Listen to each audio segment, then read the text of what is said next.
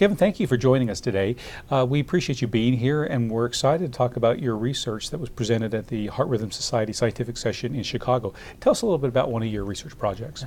So this study, what we did is we used the Intermountain Mortality Risk Score, which was developed by Dr. Ben Horn, also from our institution, and we applied it to patients with atrial fibrillation.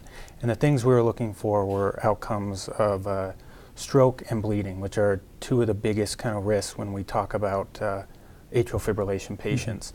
So we wanted to use the IMRS to kind of see if we could better predict people who are at high risk for these, stroke and bleeding, because patients with atrial fibrillation, to reduce your risk of stroke, we want to put you on anticoagulation. And current guidelines suggest if you have a CHA2DS2 VAS score of 2 or higher, you should be on oral anticoagulation.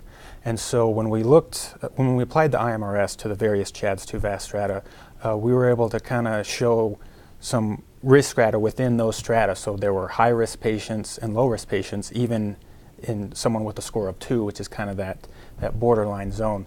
So some of the potential implications from this study is that, if you're an atrial fibrillation patient with a CHA2DS2 VAS score of 2, this IMRS might better be able to help you kind of decide if you should be on oral anticoagulation or not. You might have a low IMRS, which could dictate lower risk.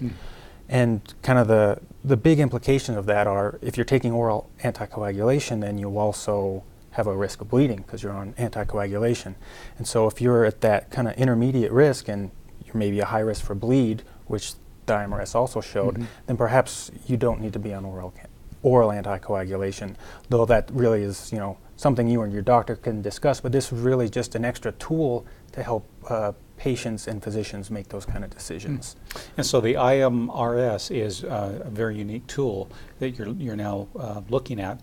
What makes it effective, at least what you found in your study?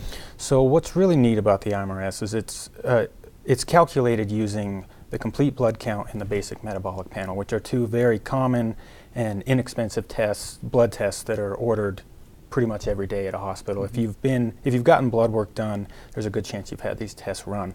And so what we can do with that is we can calculate this score very easily, very efficiently, and at a low cost to kind of help, help these physicians and patients make these type of decisions. And another really great thing about the IMRS is that it also allows for a recalculation of risk. One of the problems with the CHA2DS2 VAS is that your risk score pretty much stays the same or maybe goes up because it's based on these very set clinical risk factors. And what we can do with the IMRS is that we can remeasure that risk over time, and it might give us a better indication of your risk for immediate injury or other risks and things like that. So it's something that we can kind of keep an eye on and track a little bit better than with the CHA2DS2 VAS, where the CHA2DS2 VAS is pretty set. This is a much more dynamic score as far as risk goes.